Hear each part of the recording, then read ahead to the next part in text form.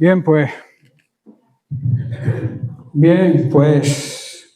ya que los niños han salido, están saliendo en orden últimamente, ¿eh? Cuando se ora por ellos son bendecidos y los niños saben que tienen que guardar un orden aquí dentro.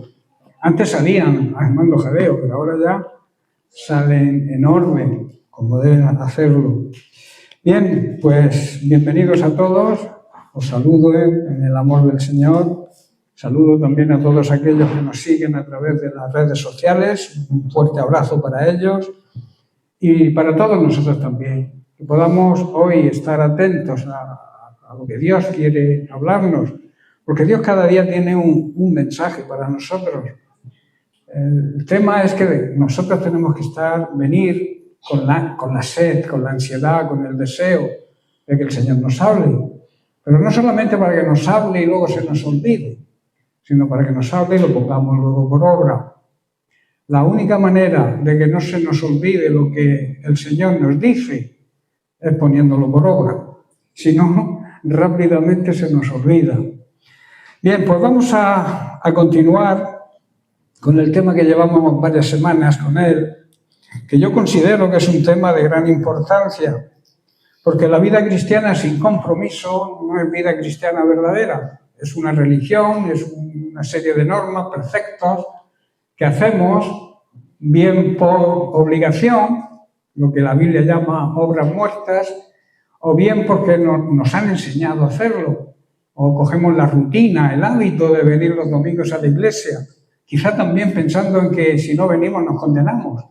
Esto no funciona así. Tiene que haber una sed, un deseo, un hambre de la palabra de Dios, un hambre de que Dios nos hable, un hambre de estar los hermanos juntos, en armonía. Somos la mejor familia que existe, es la familia de Dios. Somos hijos de Dios, Padre del Rey de Reyes y Señor de Señores. Y eso debe regocijarnos, estar contentos, alegres de que llegue el día de reunión para poder estar los hermanos juntos en la presencia de Dios. Porque Dios está aquí, yo lo sé, lo tengo claro. La Biblia así lo enseña también, donde hay 2 o 3 reunidos en mi nombre, allí estoy yo en medio de ellos. Es una promesa del Señor. El Señor no es hombre para mentir, Dios es un Dios que cumple lo que dice. Por eso vamos a seguir tratando el tema del compromiso. El compromiso tiene que ser el compromiso no a medias. Jesús cumplió con su plan, su propósito de salvación para nosotros y lo llevó hasta el final, hasta la cruz. A veces se nos pinta un evangelio, digamos, bonito, aguado, porque es un evangelio aguado, un evangelio sin sufrimiento. Hay una secta por ahí que se denomina para de sufrir, pero Jesús no paró de sufrir hasta que entregó la última gota de su sangre por nosotros. Y nosotros, cuando nos duele cualquier cosa pequeña o muy pequeña que sea, enseguida nos entra la queja, la murmuración, la duda de que si Dios existe, o Dios nos habla, o Dios se ha olvidado de mí. ¿Cuántas veces se nos pasa por la mente, incluso lo decimos con nuestra boca? El Señor ya no me escucha. El Señor escucha a todo aquel que se dirige a Él de una manera sencilla, humilde, reconociendo su debilidad, sus carencias, y reconociendo también, por mucho que tengamos, que dependemos de Él. Ese es síntoma de humildad. Jesús dijo, aprended de mí, que soy humilde, en primer lugar. Y luego, manso. Manso no significa falta de fuerza, sino fuerza controlada. Tenemos que tener autocontrol, autodisciplina. Amén. Sabéis que el texto base de estos mensajes está en Lucas capítulo 9, verso 62, donde Jesús dice, ninguno que poniendo su mano en el arado, eso habla de compromiso, el momento que aceptamos a Cristo estamos poniendo la mano en el arado, mira hacia atrás, no es apto, no es aprobado para el reino de Dios. ¿Tú quieres ser aprobado? Tienes que poner la mano cuando te decides a seguir a Cristo. Debes seguirlo hasta el final. Vendrán problemas en esa travesía, en esa carrera de obstáculos, pero tu mirada tiene que estar puesta en la meta. Jamás debes mirar atrás porque hay un gran peligro. Estamos estudiando precisamente el gran peligro que tiene mirar atrás. Hemos estudiado ya varias maneras, las distintas causas por las cuales miramos atrás y lo que significa mirar atrás. Mirar atrás, en primer lugar, significa dudar de nuestro llamado. A veces dudamos, no sabemos a qué nos ha llamado Dios. Y hay un mandamiento, algo que dijo, su testamento, sus últimas palabras. Si no sabes qué debes hacer, recuerda lo que Jesús dijo momentos antes de partir. Y predicar el Evangelio a toda criatura. Si no sabes cuál es tu ministerio, empieza a poner en práctica el mandamiento. Yo le llamo el testamento, porque cuando alguien parte, las últimas palabras quedan como sentencia, ¿verdad? Y Jesús, las últimas palabras fueron esas. Y, como un mandamiento, un mandato, y predicar el Evangelio a todo el que se nos ponga por delante. Pero predicarlo primeramente con nuestro ejemplo. También significa mirar atrás, volvernos al pasado, querer recordar las cosas antiguas, lo que hacíamos antes cuando le pertenecíamos a este mundo, pero ahora le pertenecemos a Cristo y debemos hacer otras cosas. También mirar atrás es perder de vista el plan de Dios y también tener una dirección incorrecta de la mirada, un enfoque equivocado de lo que realmente es una vida cristiana. Y estamos estudiando uno de los últimos motivos, causas de mirar atrás, que es ignorar, creo que ya lo comenzamos la semana pasada, ignorar que el principio y el fin debe ser Cristo. Jesús es el autor y el consumador, el que inicia y el que termina, el que inicia nuestra fe y el que la termina. Y la fe siempre tiene que estar de acuerdo con la voluntad de Dios, ¿verdad? Hay una corriente por ahí, la superfe, que dice que por tener fe Dios está obligado a responderme y a darme lo que yo le pido. ¿Y dónde está la voluntad de Dios ahí? Es como un padre que permite todo, un padre débil que le concede a su hijo todo lo que le pide. Pero eso no es así. Jesús dijo, hágase tu voluntad. Cuando estaba en Getsemaní, la noche que iba a sufrir la cruz. Por eso la fe, la base de la fe, es precisamente la voluntad de Dios, no la nuestra. Amén. En Filipenses 1:6, Pablo dice, la buena obra que Dios comenzó en vosotros, la perfeccionará y la llevará a cabo. Y estuvimos hablando y tratando sobre la buena obra de Dios, y decíamos que la buena obra no comienza con una decisión humana, sino con un acto soberano de Dios. Cuando nos arrepentimos, confesamos a Cristo, lo reconocemos como nuestro Señor y Salvador personal, o sea, cuando nacemos de nuevo, es cuando Dios comienza esa buena obra en nosotros. Él es el autor de la vida espiritual, cuando le respondemos al llamado. Claro, hay algo que nosotros tenemos que hacer. Hay muchas por ahí también otras corrientes que dicen que Dios no hace falta orar porque Dios sabe lo que necesito, no hace falta hacer nada, simplemente ir a la iglesia, orar quizá con rutinas, con palabras repetitivas, pero no es así. Hablar con Dios es algo diferente. Orar no es monólogo que a veces hacemos. ¿Habéis visto los monólogos en televisión? Cuando uno empieza a hablar, se tira media hora solo ahí hablando. La oración no es esa. La oración es un trato, una conversación con nuestro Dios y Padre Celestial. Y eso se hace a través de la fe. Si no hay fe, no oramos. Porque para pedirle algo a alguien tienes que creer que ese alguien existe, ¿verdad? Y que te va a dar no los caprichos que tú quieras, sino la necesidad que tú tengas. Es lo importante.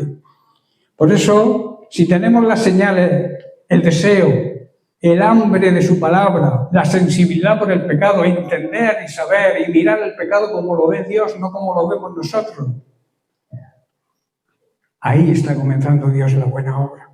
si hay estos síntomas en ti, ese deseo de buscar, ese hambre de la palabra de Dios, de ese alimento espiritual, y también siendo sensibles al pecado, si tienes esos síntomas, es porque Dios ya ha comenzado la buena obra en ti. Mirar atrás es no entender la motivación del sacrificio. En Hebreos capítulo 12, verso 2, parte del versículo dice, el cual, Jesús, por el gozo puesto delante de él, sufrió la cruz. Jesús sufrió la cruz y lo hizo con gozo. El gozo del Señor, que es nuestra fortaleza, es ver que las almas se rindan y sean salvadas. Ese era el gozo. Él veía por encima de su sufrimiento, él veía la salvación de millones de personas. Veía la salvación tuya y la mía, y eso le llenaba de gozo aún en medio del sufrimiento. También le llenaba de gozo la victoria sobre el pecado. Cristo venció al pecado en la cruz, y cuando nosotros somos de Cristo, Él nos da las fuerzas para vencer el pecado. Todo lo puedo en Cristo que me fortalece, decía Pablo. Este versículo también es para esto, para saber que puedo vencer al pecado, porque Cristo me da las fuerzas, y Él fue el que primero lo venció. En Mateo capítulo 16, verso 25, dice, porque todo el que quiera salvar su vida la perderá, y todo el que pierda su vida por causa de mí la hallará. Vivimos en un mundo que se aferra a lo pasajero, a las cosas que pierden valor. Hoy compras una casa o un coche y mañana ya vale menos, ¿verdad? Tú compras un coche hoy que te cuesta X, lo quieres vender mañana y ya te cuesta menos, ¿verdad? O sea, las cosas se desvalúan, pero hay cosas, las cosas eternas jamás pierden su valor, sino que se revalorizan, ¿verdad? Por eso digo que vivimos en un mundo que se aferra, que se agarra a lo pasajero, al dinero, a la fama quizás, a la juventud. Pensamos que no nos vamos a hacer mayores. Yo tengo toda la vida por detrás. Los jóvenes dicen, tengo toda la vida por delante. Pero va a llegar un momento en que, digamos, tenemos toda la vida por detrás. Y se pasa muy rápido, no nos damos cuenta. La salud también es algo pasajero, ¿verdad? A la propia vida, a nuestra propia vida nos aferramos. Pero la enseñanza del Señor es clara y es firme. Si quieres retener tu vida, la perderás. Además, jamás podrás retener el tiempo. Tú no puedes parar el tiempo. Esto es una máquina que va. Y tú para, no, ¿qué va? El tiempo no hay quien lo pare. Hoy nacemos, empezamos a gatear, luego andamos, luego corremos, luego queremos hacernos mayores, tenemos 12, 14 años y queremos tener 22, 23. Pero llega un momento que dices, ojalá vuelva a los 22, y a los 23, y a los 16. Porque el tiempo pasa que no te enteras. Tú no puedes controlar el tiempo. Dios es el que tiene el control del tiempo. Si quieres vivir a tu manera, estarás desperdiciando tu vida. En cambio, si estás dispuesto a dedicarla por amor a Cristo, la hallarás eternamente. O sea, encontrarás el verdadero propósito para tu vida. Hay personas hoy en día que lo tienen todo, pero no tienen, les preguntas, hablas con ellos, y es que mi vida no tiene propósito. Y materialmente lo tienen todo. ¿Por qué? Porque hay algo en el corazón del ser humano que solamente lo llena Dios. Es como un puzzle y la pieza principal es Dios. Y cuando falta esa pieza, el puzzle está incompleto. Esta verdad, como dije la semana pasada y toqué por encima un poco y hoy vamos a profundizar, esta verdad fue expresada con gran sencillez por un joven misionero, Jim Elliot, quien escribió antes de ser martirizado: no es necio el que da lo que no puede retener para ganar lo que no puede perder. dar lo que no puedes retener para ganar aquello que no puedes perder. La persona sabia no prioriza lo pasajero, sino que se preocupa por recibir lo eterno. Es el enfoque que está diciendo este joven misionero. A la luz de la palabra de Dios vamos a meditar y vamos a profundizar en esta declaración para que a través del Espíritu Santo que mora en nosotros, Él nos ayude a vivir con sabiduría divina y con la mirada puesta no en lo pasajero, sino en lo eterno. Lo que no podemos retener. ¿Qué no podemos retener? La misma vida es breve. ¿Quién le puede retener o quién puede parar la vida? En el Salmo 90, versículo 10, nos dice que los días del hombre son 70 años. Yo ya estoy en la prórroga. Y con fortaleza, 80. Y su orgullo es molestia y trabajo. ¿Qué está diciendo aquí Moisés? Porque son palabras del Salmo escrito por Moisés. 70 años son los que se nos conceden. Algunos incluso llegan a 80, y yo añado, y algunos, los menos, llegan a 90. Pero hasta los mejores años se llenan de dolor y de problemas. ¿Quién no tiene dolor y problemas en esta vida? Aún en los mejores años. Una vida de angustia, quizá de dolor, de problemas, pero todo esto pasa, hermanos. Lo mismo que nosotros. Los problemas y la vida misma pasan. Por mucho que cuidemos nuestra salud, nadie puede añadir un solo minuto a nuestra vida, a la vida que Dios ha decidido darnos. Ni tampoco un codo a nuestra estatura. Y por mucho que queramos alargar la juventud, mediante maquillaje, cirugías o gimnasio, la vejez no llega a todos. Jóvenes, la vejez no llega a todos. No desperdicies tu vida. Vive tu vida, aunque seas joven, vive tu vida dedicándola al Señor. Y entonces habrá un propósito digno en tu vida. No dejes para el futuro, porque nadie puede garantizar nuestro futuro, ¿verdad? Debemos aprender a vivir y a valorar cada época de nuestra vida. Como he dicho antes, los jóvenes, los niños quieren ser mayores, los adolescentes quieren ser ya maduros, pero cuando se llega a cierta edad ya queremos retroceder, pero es imposible. Vamos a disfrutar cada etapa de nuestra vida y vamos a disfrutarla en la presencia de Dios y haciendo su obra. Yo estoy disfrutando ahora de mi prórroga, porque yo ya tengo más de 70 años. La Biblia dice que Dios me concede 70, pero como estoy robusto, pues igual llego a 80. O llego a los 90. Pero yo no vivo preocupado por eso. Yo vivo el momento, disfruto de mi época, de mi etapa. No te amargues pensando en lo que va a pasar dentro de X tiempo. Ahora, otra cosa que se pierde, las riquezas se esfuman.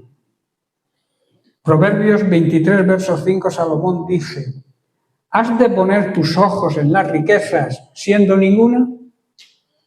Porque se harán alas como alas de águila y volarán al cielo. Hoy tienes, mañana no tienes, pero lo eterno perdura para siempre. Puedes ahorrar, puedes invertir, puedes asegurar, pero todo eso se puede perder en un instante. Viene una crisis y todo vuela. Y nos quedamos con las manos en los bolsillos, con una mano atrás y la otra adelante. Creemos que nos va a durar la riqueza por la vida. y llega una crisis como la que tenemos desde el 2008, vino una gran crisis que me afectó a mí, y de tenerlo todo, materialmente hablando, ahora no tengo nada. Materialmente hablando, tengo lo mejor, tengo la vida en Cristo, le sirvo a Cristo, predico su palabra y estoy orgulloso y contento de que Dios me arruinara materialmente para enriquecerme espiritualmente. Tenemos que ver las circunstancias de esta manera, hermanos. La fama y el aplauso de la gente también desaparecen. Los grandes de la historia fueron aplaudidos por un tiempo, pero todos pasaron. Se les va olvidando poco a poco. Yo no me acuerdo de mi tatarabuelo. De mi abuelo algo me acuerdo, pero muy débilmente. Se van olvidando. El mundo se olvida muy rápidamente. Pero escuchar bien, Dios no se olvida jamás del que le sirve fielmente. Veamos ahora lo que debemos dar. Hemos visto lo que no se puede retener. Ahora vamos a ver lo que le podemos dar a Dios. Primero, darle nuestra vida a Cristo. Él la dio por nosotros y se merece. La vida cristiana no consiste en tratar de añadir a Cristo como un adorno o complemento a nuestro plan, que a veces es lo que hacemos. Es como tener una licencia para hacer lo que yo quiero, supuestamente utilizando el salvoconducto de que soy cristiano, pero nos olvidamos de la voluntad de Dios. Hacemos las cosas que a nosotros nos agradan, lo que nosotros queremos y queremos que Dios las bendiga luego. Y eso es poner el burro detrás del carro. ¿Cómo va a avanzar el carro si el burro que tiene que tirar de él lo pone detrás? Es imposible. Primero es buscar la voluntad de Dios. Lo que quiero hacer, el trabajo que me ha venido, lo que yo deseo hacer, ¿está de acuerdo con la voluntad de Dios? Primero consúltale a Dios. La Biblia dice que si tú le pides a Dios pan, no te va a dar una piedra, ¿verdad? O si le pides un pescado, no te va a dar una serpiente. Lo que le pidas a Dios, si está en acuerdo con su voluntad, Dios te lo va a dar. Pero no hagas las cosas al revés. No decidas tomar tu decisión propia y luego que Dios apruebe tu decisión. Aunque no esté bajo la voluntad de Dios. Aunque no sea nada malo, hermanos, que a veces pensamos, no, es que lo que voy a hacer es malo. No, a lo mejor es algo bueno. Pero si está fuera de la voluntad de Dios, no lo podemos hacer, es pecado. Aunque nos parezca bueno. Si no está de acuerdo con Dios, es malo. No sé si estáis comprendiendo la idea. Estoy solo aquí en esta mañana. Hermanos, se trata de rendirle nuestra vida entera a aquel que dio su vida por nosotros. Como dice Pablo en Romanos 12:1, debemos presentar nuestros cuerpos en sacrificio vivo, santo y agradable a Dios. ¿Sabéis que hacer cosas que no le agradan a Dios, cualquier cosa que hagamos que no le agrada a Dios, es pecado? Hermanos, ya que Dios nos ha demostrado su amor y es tan bueno con nosotros, tenemos la obligación, no la opción, la obligación de dedicar toda nuestra vida a servirle y hacer lo que a Él le agrada. Así es como se demuestra nuestra adoración verdadera. Que a veces adoramos a Dios porque adorar va unido a obedecer. A veces adoramos supuestamente a Dios y andamos en desobediencia. Eso no es verdadera adoración. La verdadera adoración va acompañada de obediencia a Dios. Cantarle alabanzas al Señor Tú puedes alabar al Señor con alabanzas, pero cantarle alabanzas al Señor por simplemente cantar no sirve para nada, si no hay obediencia. Debemos, en segundo lugar, dedicar lo que tenemos a su causa. Y no estoy hablando solamente de dinero, no estoy hablando solamente de eso, sino de usar todo lo que somos y todo lo que tenemos para que Cristo sea conocido por aquellos que lo ignoran. Lo que hay que hacer es dar gustosamente. Que sea un privilegio cuando tú des lo que tengas que dar, sea dinero, sea tu tiempo, sea lo que sea, tienes que hacerlo con agrado. Lo que hoy das por Él te espera en la eternidad. Esto es lo que significa enviar tesoros al cielo. Lo que hagas por Él y para Él. Quizá aquí no lo veamos, nadie lo valore, pero son tesoros que estamos enviando arriba, al cielo. Por eso lo que le damos a Dios hoy lo recogeremos en la eternidad. La vida cristiana es una siembra constante. Lo que ofrecemos al Señor en esta tierra no queda olvidado ni perdido, sino que tiene una recompensa, un premio eterno. En Gálatas capítulo 6, verso 7, a este versículo se le llama la ley de la siembra. El apóstol Pablo lo expresa muy claramente diciendo: todo lo que el hombre, la persona, el ser humano sembrare, eso también segará. Esto significa, primero, lo que damos hoy es siembra para mañana. Hoy se siembra y mañana dará su fruto. Hay quien quiere ver el fruto antes de la siembra. Eso es imposible. Si no hay siembra, si tú no siembras, nunca vas a cosechar nada. Lo que damos hoy es una semilla plantada que dará su fruto en la eternidad. Cada oración, cada acto de servicio, cada gesto de amor hecho en el nombre de Cristo es una semilla plantada en el campo de Dios. Quizá aquí en esta tierra no siempre veamos los frutos, pero en la eternidad seguro que veremos la cosecha. Jesús mismo dijo: no os hagáis tesoros en la tierra, sino hacerlos en el cielo. Lo que se invierte en lo eterno nunca se pierde. Es la mejor inversión que podemos hacer. Hoy se habla mucho de invertir, ¿verdad? Dinero en tal banco, en tal, comprar acciones, criptomonedas, que muchos son engaños y mentiras. Llevad cuidado con eso. Todo lo que inviertas aquí en esta tierra es efímero, es pasajero. Pero lo que se invierte en el reino de Dios es eterno.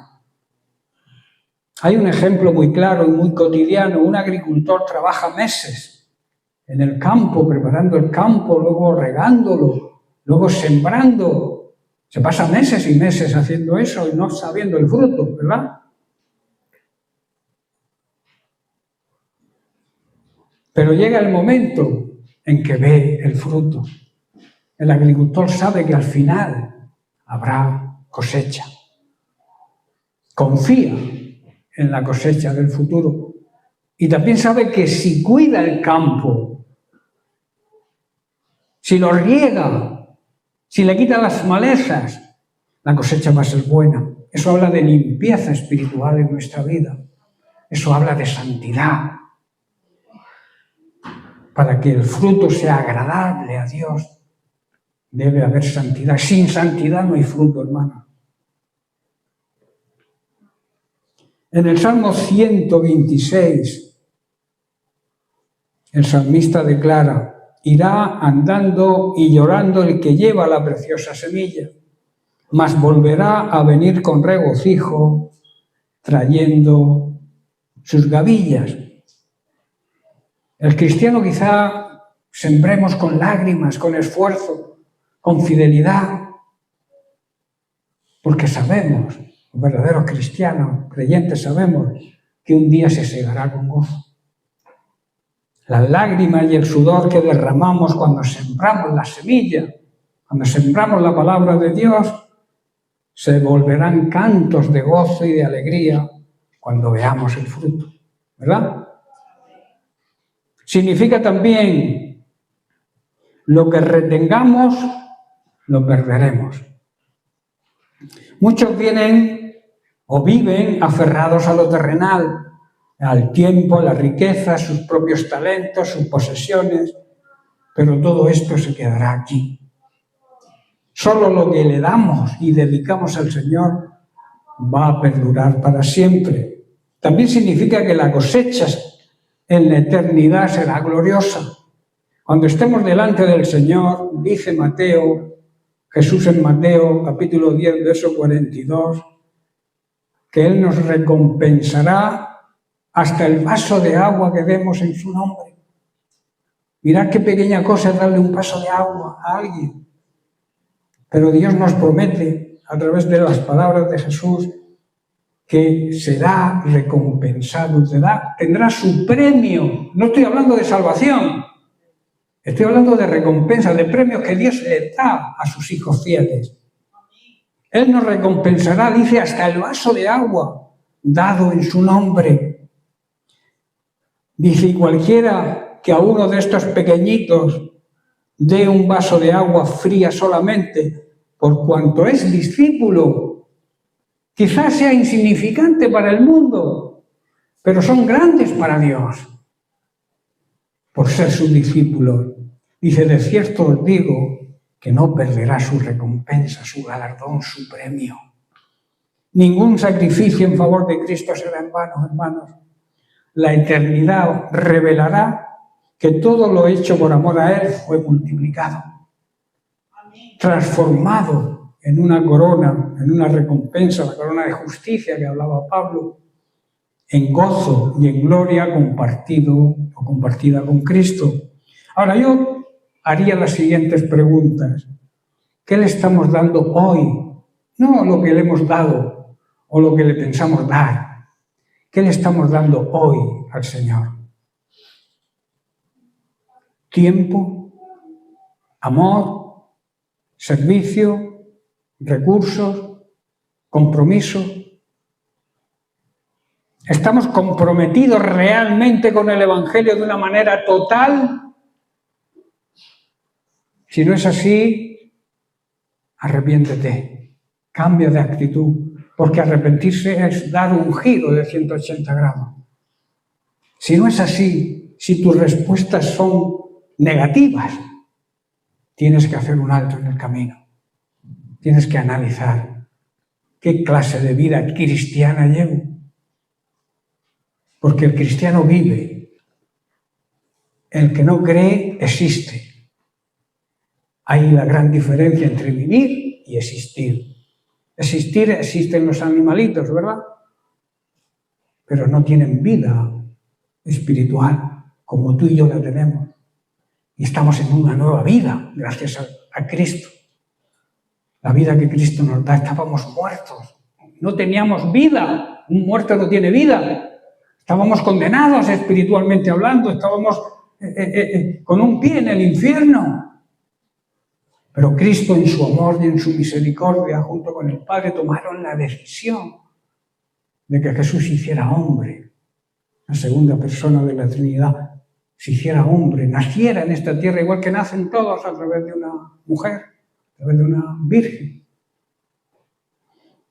Y llevaba el propósito de enseñarnos primero el camino de la salvación, que era Él. Él dijo, yo soy el camino, la verdad y la vida. La salvación estaba en Él, pero tenía que morir primero. Sin sangre no hay remisión de pecado. Jesucristo tenía que derramar su sangre para que tú y yo fuéramos perdonados. Por eso nos compromete. Nos compromete a no vivir una vida mediocre. La vida en Cristo es una vida plena, abundante. No es andar quejándonos todo el día. Eso ya lo hizo el pueblo de Israel durante 40 años por el desierto, viendo los milagros de Dios cada día y quejándose cada día. No te quejes, glorifica a Dios.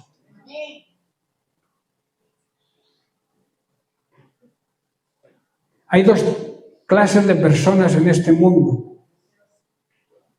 Los que creen que no existen los milagros y los que piensan que todo son milagros. Porque todo lo que nos rodea, todo lo que vemos en nuestra vida son milagros de Dios. Si realmente lo entendemos y lo creemos. A veces muchos creen que los milagros tienen que ser... Sí, claro, sí, los milagros son cosas que no se pueden explicar. Pero hay cosas que no explicamos. Tú te asomas por la ventana y ves amanecer y no te explicas por qué.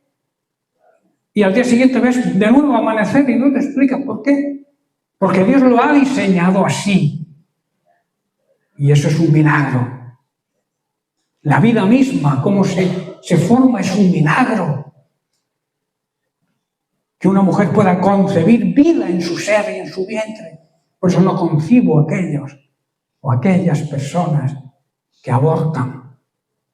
Cuando hay un gran privilegio en el ser humano, tanto el hombre como el engendrador, como la mujer que es engendrada. Los dos tienen un gran privilegio, que es dar vida, no quitarla. Hablan de interrupción del embarazo. ¿Qué interrupción? Cortas por lo sano, no interrumpen nada. Cuando alguien interrumpe, que luego sigue. Pero cuando tú interrumpes un embarazo, no estás interrumpiendo un embarazo, estás matando una criatura que tiene vida desde que fue engendrada. Desde el embrión hay vida. Por eso, hermanos, no nos cansemos de sembrar. Aunque el mundo no lo valore, Dios lo guarda en su corazón para la eternidad. Debemos vivir sabiendo que lo que sembramos hoy será nuestra cosecha luego en el cielo. El día del regreso de Cristo revelará si lo que hemos sembrado ha sido para nosotros o ha sido para Él. Y aquellos que hayan sembrado para ellos, cuando Jesús venga, harán lo que hizo Adán, esconderse avergonzado. El presentarse a Dios con las manos vacías debería ser un motivo de vergüenza para nosotros. Y no estoy hablando de salvación, repito, estoy hablando de las obras. Sabemos que no salvan a nadie, que la salvación viene por fe en la obra de Cristo. Pero estamos hechos, preparados para buenas obras. Y esas buenas obras son las que Dios va a premiar con algo extra, con recompensa, con galardones que habla la Biblia. Pero para eso tenemos que mantenernos fieles en nuestro propósito, en el propósito de Dios y en nuestro compromiso, fieles hasta el final. Lo que le damos hoy a Dios es una realidad, una inversión segura en la eternidad. Sembrar en Cristo es recoger vida, gozo y recompensa para siempre. También debemos dar nuestro tiempo, fuerza y juventud. Porque sea joven, no diga no puedo hacer nada por el Señor, que va, todo lo contrario. Hay niños de 7 o 8 años que yo los veo, que se ven muchas veces en internet, predicando ya con 7 y con 8 años. Dios puede usarte a cualquier edad. No dejes para mañana lo que debes hacer hoy. Tenga los años que tengas. El día del regreso de Cristo, repito, va a revelar lo que hemos sembrado. En Apocalipsis capítulo 22, verso 12, dice Jesús: he aquí, yo vengo pronto, y mi galardón, mi premio, mi recompensa va conmigo, para recompensar a cada uno según su obra. según su siembra. La obra, repito, no nos salva, pero Dios nos va a recompensar por hacer las buenas obras, las cuales Dios preparó para que andáramos en ellas. Repito, esto no habla de salvación, porque sabemos que la salvación es por fe y no por obras. Habla de premio, de recompensa, de regalo, para aquellos que nos mantenemos fieles en nuestro compromiso hasta el final, no medias. Debemos dar, por tanto, nuestro tiempo, nuestra fuerza y nuestra juventud. A veces decimos, cuando sea mayor, le serviré al Señor. Eso es un aplazamiento de una realidad que tienes que hacer hoy. Dale lo mejor de tus años, no lo que te sobra, sino lo primero. El Señor merece las primicias. Y quiero hablar de las primicias. La primicia es lo primero de cada cosa. En el Salmo 5, versículo 3, dice David, de mañana oirás mi voz, de mañana me presentaré delante de ti y esperaré. En este versículo David nos revela que para el hombre o la mujer de Dios, la primera cita del día no es con los asuntos urgentes que puedas tener ese día, ni siquiera con tu familia, ni con las personas que te rodean, sino con tu Señor. Ese es el principio que nos marca ahí David, que lo primero que debemos darle al Señor son las primicias cuando nos despertamos cada mañana. Tener unos momentos de agradecimiento a Dios por el milagro de un nuevo día y por el descanso de la noche. Dice el salmista David, de mañana oirás mi voz. David no concibe comenzar el día sin dirigir primero su voz a Dios, en la quietud del alba, donde no hay prisas todavía, no hay ruido, no hay estrés. Antes de hablar con nadie, habla con tu Dios. Antes de abrir tu agenda, abre la Biblia. Antes de enfrentarte a los retos y problemas del día, descansa en la presencia de aquel que tiene en control todo lo que vas a hacer ese día.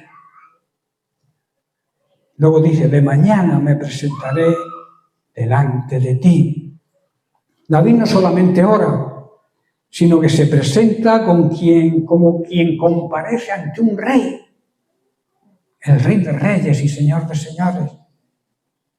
La oración no es un monólogo, como dije antes, sino un encuentro reverente y consciente con el Señor Dios de la creación. Y debemos presentarnos tal como somos. Hay quien se cree superior a los demás o cree incluso que tiene más amor que el propio Dios. Tenemos que presentarnos como somos realmente, con nuestras luchas, nuestros problemas, nuestras cargas, nuestras alegrías, también con nuestros proyectos, para ver si están de acuerdo a su voluntad. Y luego dice, y esperaré.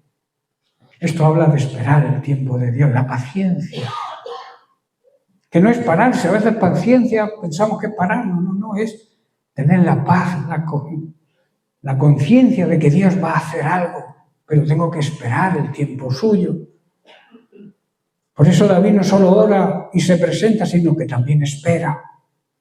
La oración verdadera no es simplemente hablar, sino confiar.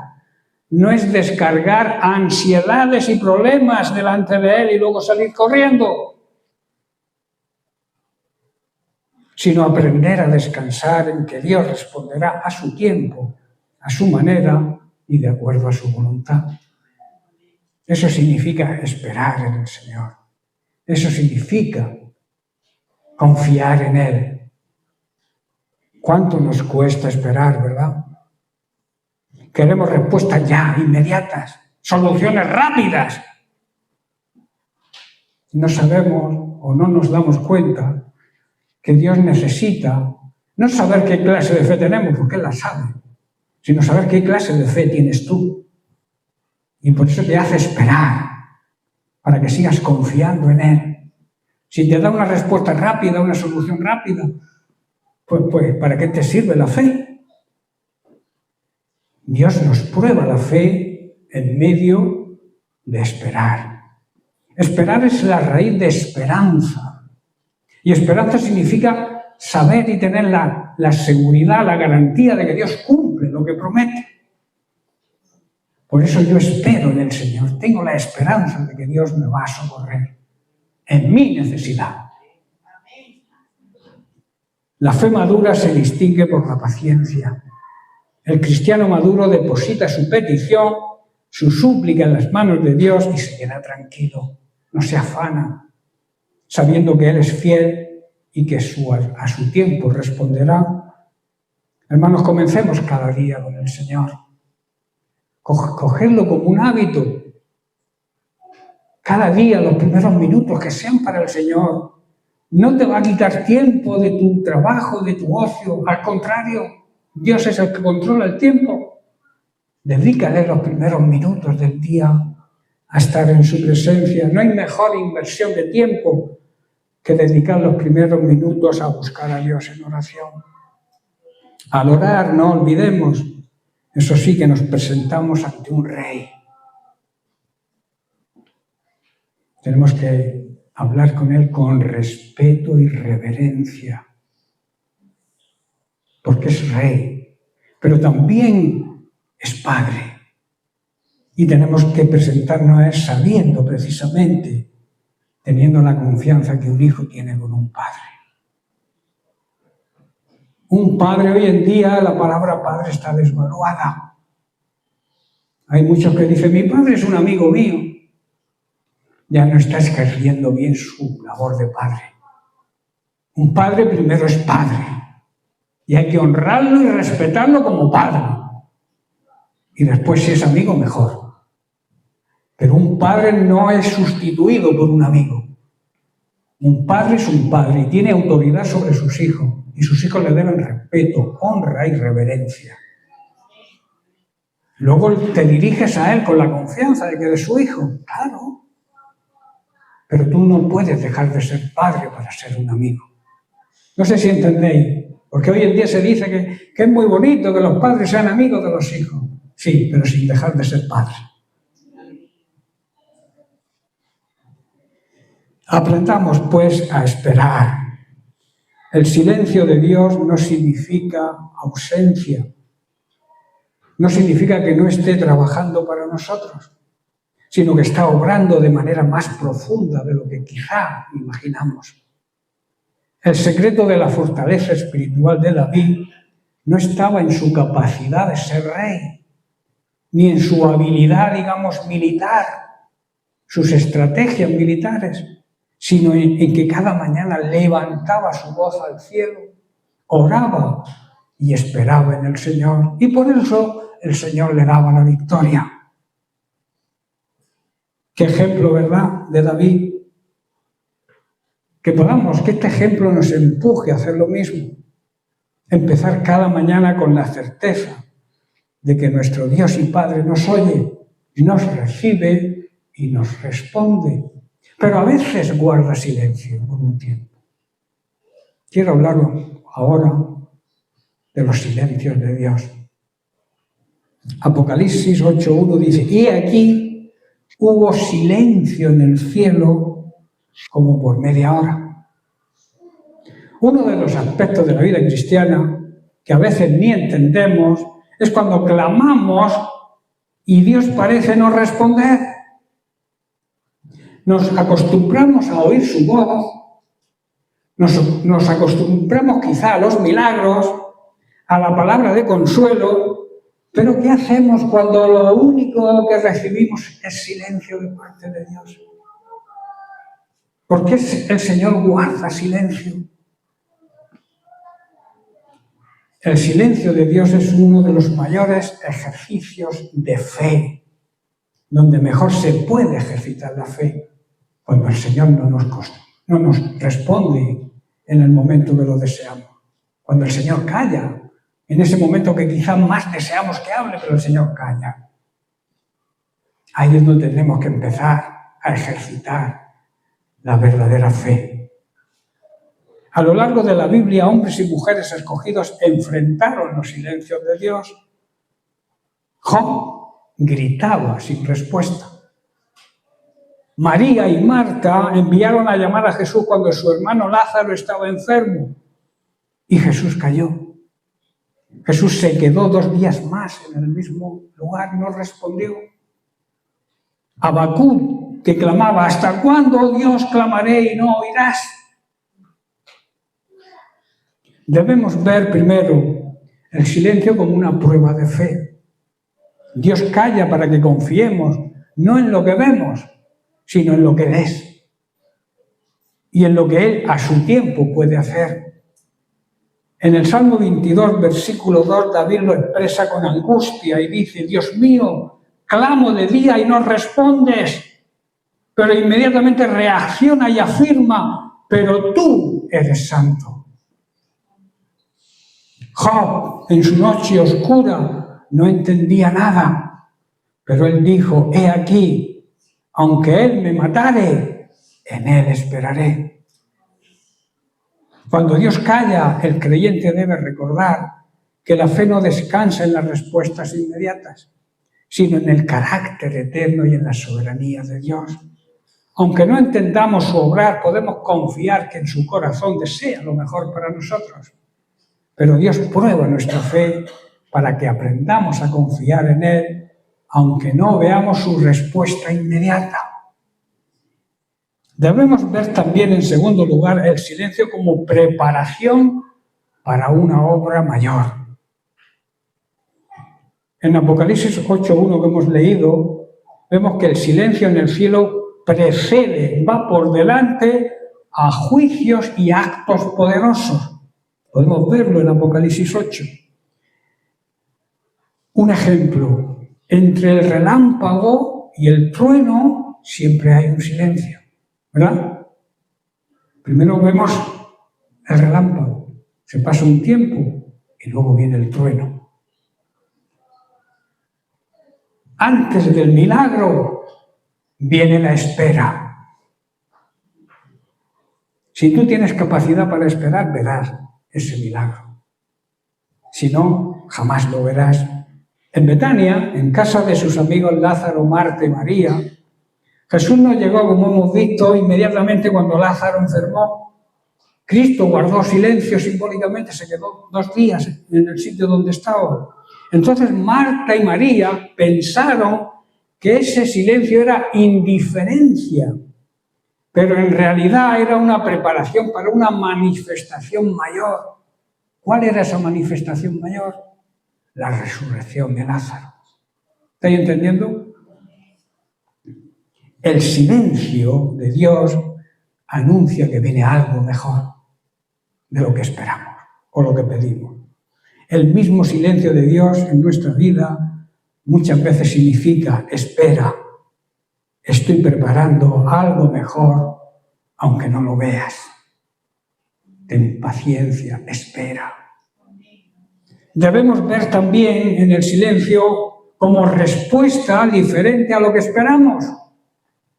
A lo mejor el Señor nos responde algo que no esperamos, que es diferente a lo que estamos deseando. A veces pedimos que Dios cambie las circunstancias y Él calla. Pero ese silencio ya es una respuesta. No habrá cambio exterior, pero sí la manifestación de su gracia en nuestro ser interior. ¿Estáis comprendiendo?